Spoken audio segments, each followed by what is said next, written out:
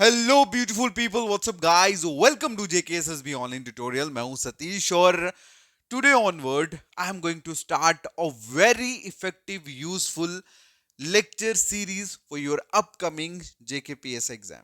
Yes, you heard it right.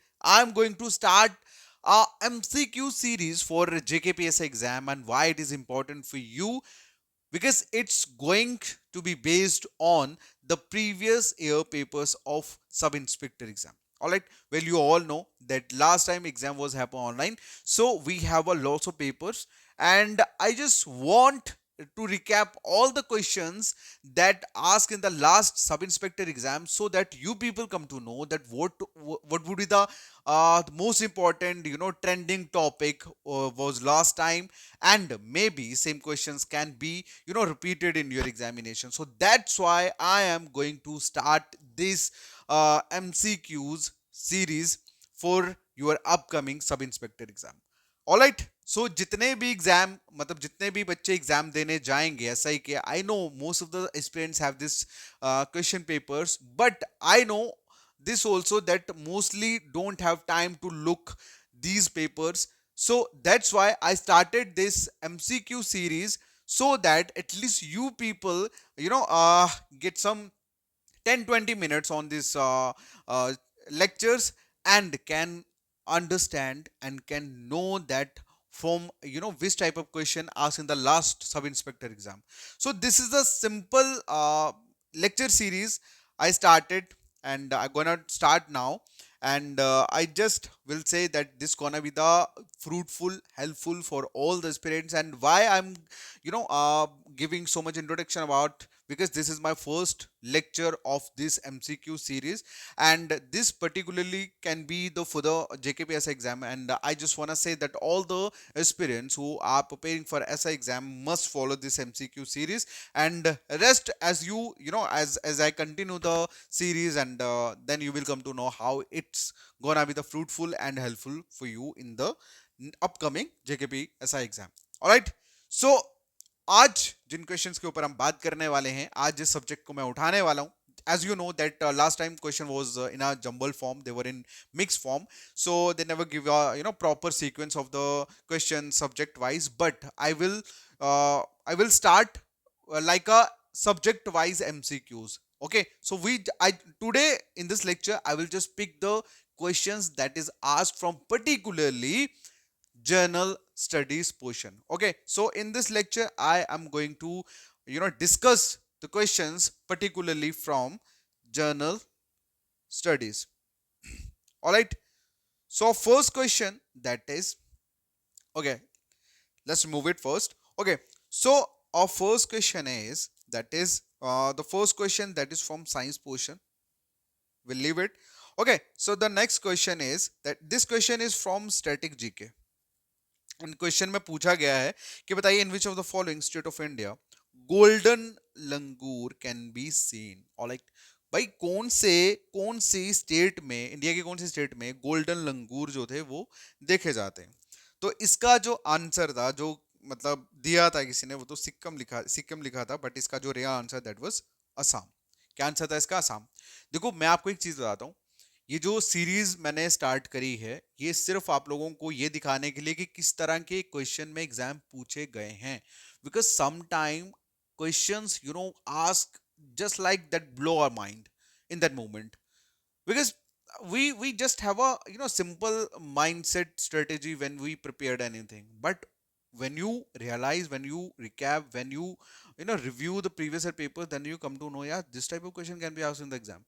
So my motive is just to, show the previous year questions. Rest depends on you, whether you want, if you get benefit from these lectures, hopefully you will watch it, otherwise depends on you. ठीक है, चलिए, अब हमारा next जो question है, question number, next वाला जो question है, सॉरी एक सेकेंड, ये वाला क्वेश्चन हमने कर दिया, गोल्डन लंगूर वाला। अगला जो क्वेश्चन था, that was who was the first women president of Tanzania in the year 2021।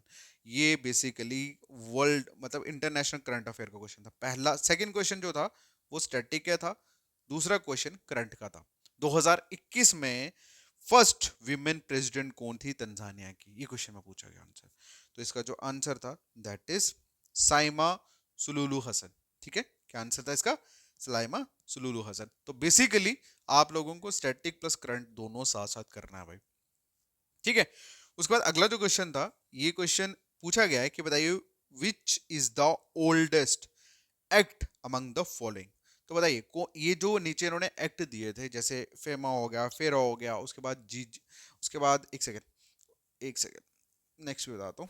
Next था इसका दैट इज IDA, फिर उसके बाद था जी UGC एक्ट। ठीक है, तो इसमें से जो सबसे ओल्ड एक्ट था उसके बारे में पूछा था।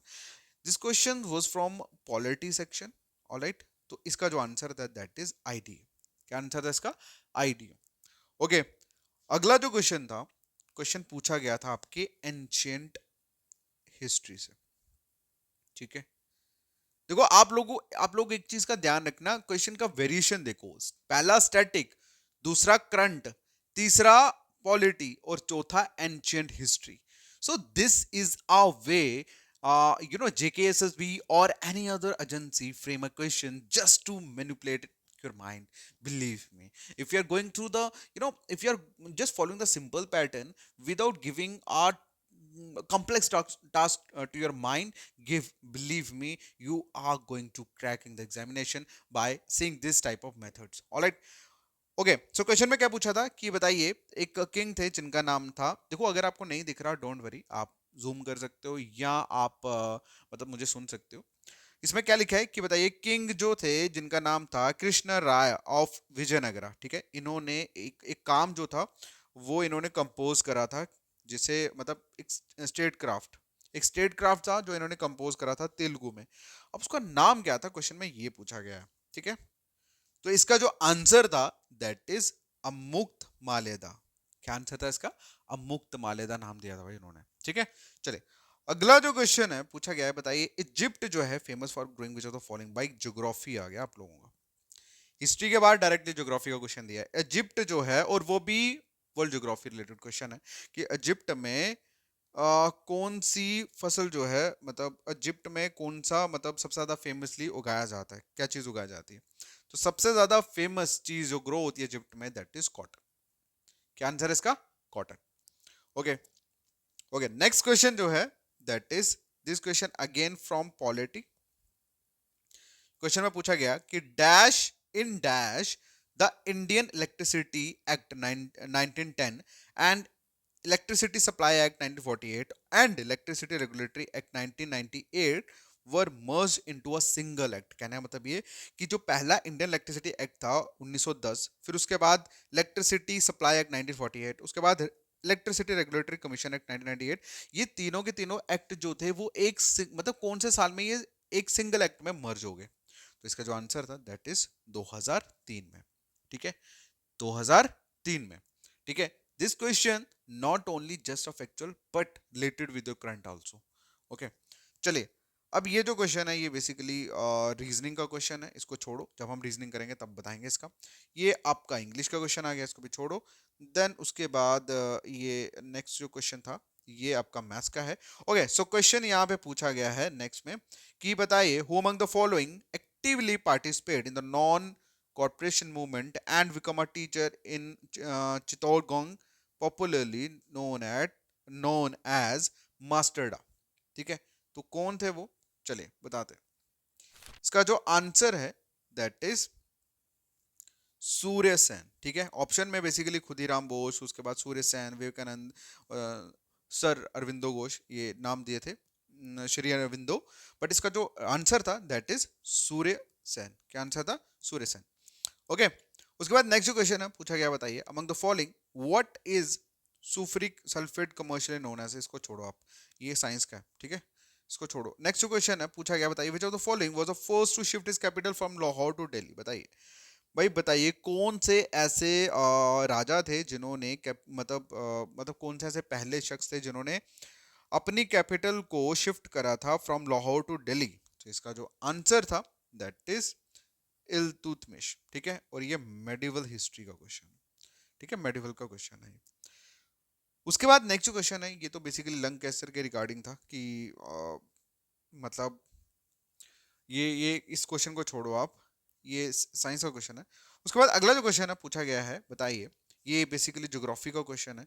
पूछा गया विच of the following is not a coral relief side, coral coral reef side of India. तो बताइए कौन सी ऐसी साइड जो कोरल कोरल रीफ साइड नहीं है इंडिया की, क्वेश्चन में पूछा गया। तो इसका जो आंसर है that is gulf of Khambhat. ठीक है, क्या है? Gulf of Khambhat. उसके बाद अगला जो क्वेश्चन है पूछा गया है कि बताइए, अ, ये क्वेश्चन नहीं है, ठीक है, ये क्वेश्चन साइंस इंग्लिश के रिलेटेड है। Okay, so question is in which year could quit India movement lead by Gandhi ji against the colonial authority. तो ये जो इन शॉर्ट मतलब क्विट इंडिया मूवमेंट के बारे में पूछा गया कि कब लीड हुई, मतलब कब स्टार्ट हुई। तो इसका जो आंसर था दैट वाज 1942 में। कब हुआ था? 1942 में।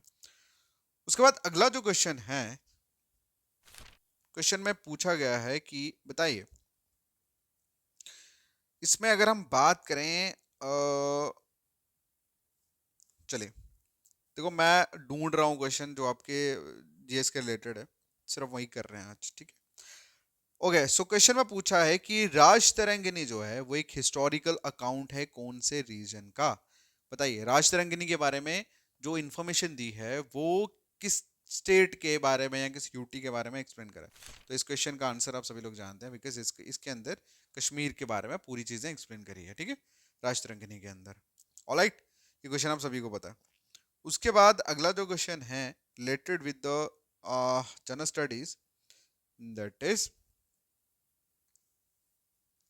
सो गाइज ये कुछ इंपॉर्टेंट यही क्वेश्चन थे जो आपके दिए गए थे। बाकी तो खैर आपका ये रीजनिंग वाला पोर्शन और उसके बाद इंग्लिश वाला पोर्शन, मैथ वाला पोर्शन स्टार्ट हो गया।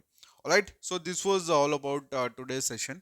सो नेक्स्ट सेशन में आप लोगों के साथ नेक्स्ट सब्जेक्ट के ऊपर हम बात करेंगे।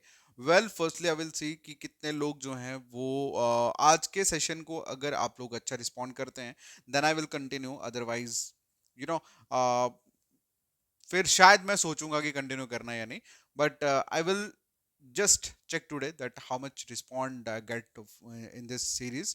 All right, and after that we'll think about should I continue it or not. Okay, see you in the next video. तब तक के लिए thank you so much, take care, bye bye.